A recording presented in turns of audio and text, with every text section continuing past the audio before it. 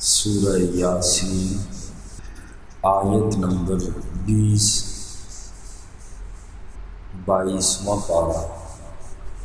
اعوذ باللہ من الشیطان الرجیم،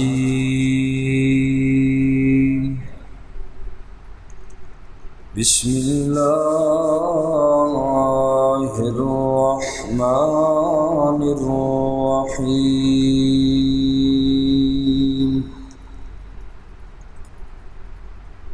وجاء من اقصى المدینہ، اور آیا شہر کے دوسرے کنارے سے رجل، ایک آدمی، یسعی، دوڑتا ہوا۔ قال، اس آدمی نے فرمایا، یا قومی، اے میری قوم، اتبعوا المرسلین، تم اتباع کرو مرسلین کی، اللہ کے بھیجے ہوئوں کی۔ اتبعوا من لا یسألکم، تم پیروی کرو ان کی کہ نہیں سوال کرتے تم سے اجرن، کسی اجر کا، وہم مہتدون،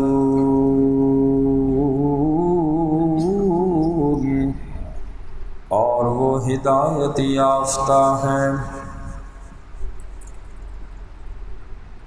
کل کی آیات پاک میں اللہ کے بھیجے ہوئے ایک بستی کے اندر انبیاء کو بھیجا، انہوں نے اللہ کے دین کی تبلیغ کی، اللہ کی توحید کا پیغام پہنچایا۔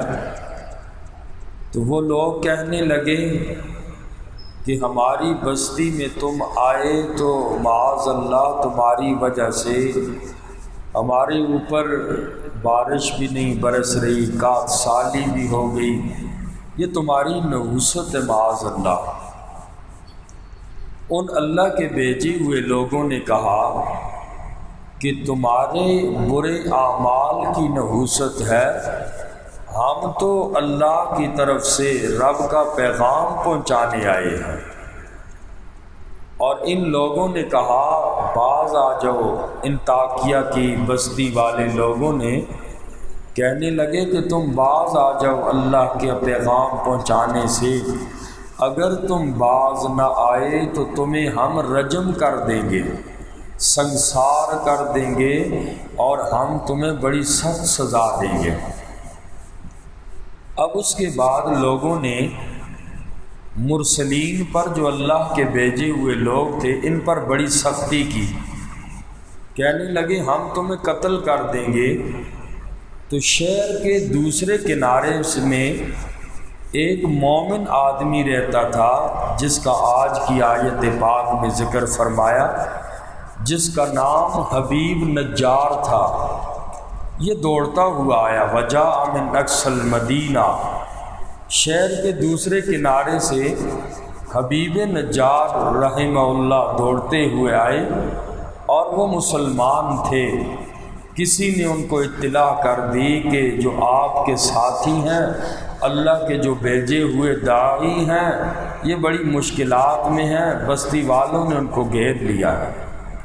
یہ دوڑتے ہوئے آئے اور قوم کو سمجھایا، کہا میری قوم والوں، انہیں تم کیا کہتے ہو اتبعوا المرسلین، تم تو ان کی اتباع کرو، ان کی پیروی کرو۔ اور حبیب نجار نے رحمہ اللہ اپنی قوم کو بڑے سمجھانے کی کوشش کی کہ ان کی بات تم مان لو، دیکھو یہ بے لوث خدمت کرنے والے ہیں، تمہیں جہنم کی آگ سے ڈرانے کے لیے آئے ہیں، اور یہ ہدایت یافتہ لوگ ہیں۔ تو بہرحال جب انہوں نے، حبیب نجار نے ان کو انبیاء کی یا جو اللہ کے بھیجے ہوئے لوگ تھے ان کے حق میں بولے تو ان لوگوں نے تو انبیاء کو چھوڑ دیا اور حبیب نجار کے قتل کے درپے ہو گئے۔ کہنے لگے چلو نبیوں کو کام بعد میں کریں گے، یہ بڑا سمجھانے والا آیا، ایسا کرتے ہیں کہ پہلے اس سے نمٹ لیتے ہیں۔ یہاں تک کہ ان بستی والوں نے، حضرت عبداللہ ابن مسعود رضی اللہ تعالی عنہ کی روایت ہے کہ قوم نے حبیب نجار کو پکڑا اور اپنی پاؤں کے نیچے کچلنے لگے، اور اس قدر روندا حبیب نجار کو کہ ان کی آنتیں باہر آ گئیں اور وہ شہید ہو گئے۔ تو وجاء من نقص المدینہ تھی، اس سے مراد جو ہے وہ یہی حبیب نجار ہیں کہ ان انبیاء سے پہلے حبیب نجار کو ان لوگوں نے، بستی والوں نے مار دیا، شہید کر ڈالا۔ تو اس لیے دین کی وجہ سے مشکلات اور پریشانیاں آتی ہیں۔ آپ کسی کو اچھی بات کی تبلیغ کریں گے تو یقیناً آپ پہ مشکلات آئیں گی، اور یہ انبیاء پر آئی ہیں تو انبیاء کے وارثین پر بھی ضرور آئیں گی۔ لہٰذا جس طرح انبیاء نے صبر کیا، اسی انداز میں انبیاء کے ورثاء، کوئی بھی داعی ہو، مبلغ ہو، اسے چاہیے کہ وہ بھی ایسی تکلیفات پہ صبر کرے، اور اللہ کے ہاں وہ آخرت میں ضرور اجر پائے گا۔ فرمایا وَجَاءَ مِن أَقْصَى الْمَدِينَةِ رَجُلٌ يَسْعَىٰ، اور آئے شہر کے دوسرے کنارے سے ایک دوڑتا ہوا آدمی۔ قال یا قومی، انہوں نے فرمایا اے میری قوم والوں، اتبعوا المرسلین، اتباع کرو تم اللہ کے بھیجے ہوں کی۔ اتبعوا من لا یسألکم، تم پیروی کرو ان کی کہ نہیں مانگتے تم سے اجرن کوئی اجر، وہم مہتدون، اور وہ ہیں بھی ہدایت یافتہ۔ اے میری قوم والوں، تمہیں اللہ کی توحید کا پیغام سنانے کے لیے آئے ہیں، اس پر تم سے کوئی اجر کا مطالبہ بھی نہیں کرتے ہیں بھی بڑے ہدایت والے لوگ، ان لوگوں کی بات کو تم مان لو۔ وَمَا لِيَ لَا أَعْبُدُ الَّذِي، وَمَا لِيَ، اور مجھے کیا ہو گیا، لا اعبد الذی، یہ کہ میں عبادت نہ کروں، الذی، اس ذات کی، فطرنی، جس نے مجھے پیدا کیا، وَإِلَيْهِ تُرْجَعُونَ، اور اسی کی طرف تم لٹائے جاؤ گے۔ حضرت حبیب نجار کی تبلیغ کا انداز دیکھیے۔ کہنا تو یہ چاہیے تھا کہ دیکھو انبیاء تمہارے پاس آئے، تم ان کی بات کو مانو، اور جس نے تمہیں پیدا کیا اس کی عبادت کرو، بتوں کی عبادت نہ کرو۔ لیکن حبیب نجار کی تبلیغ کا انداز دیکھیے، فرماتے ہیں وَمَا لِيَ لَا أَعْبُدُ الَّذِي فَطَرَنِي، مجھے کیا ہو گیا، یعنی دوسرے کو نشانہ نہیں بنایا۔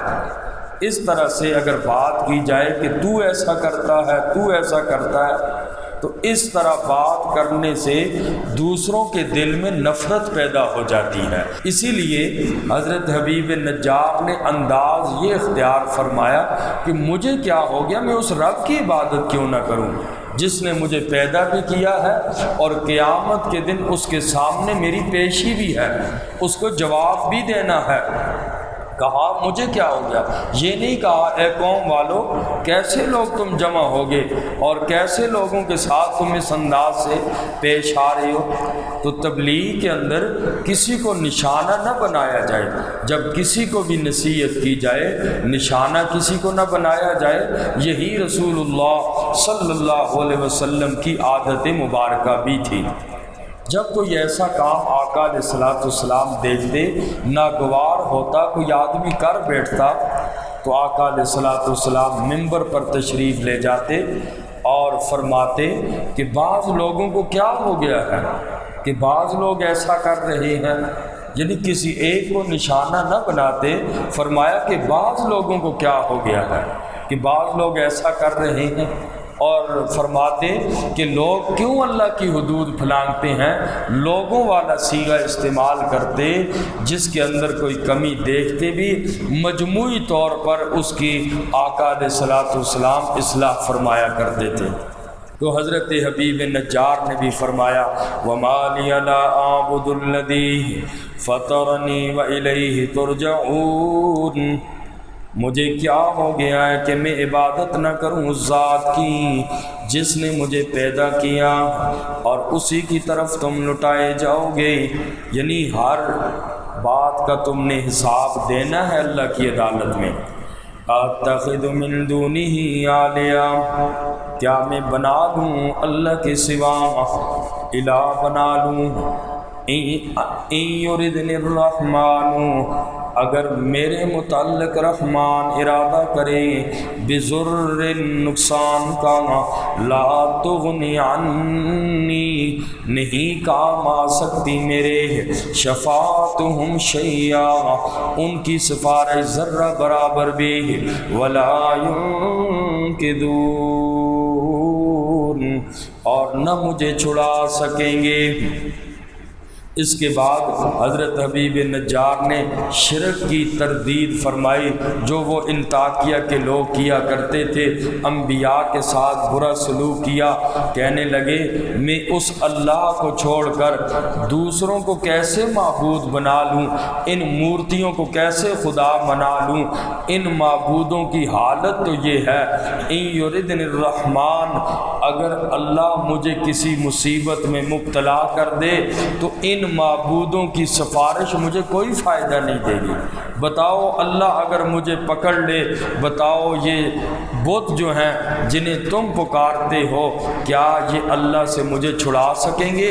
یہ لوگ تو ہیں ہی بے اختیار، نہ مجھے اللہ کی گرفت سے نجات دلا سکتے ہیں نہ یہ سفارش کر سکتے ہیں، تو پھر ان کی عبادت کا کیا فائدہ؟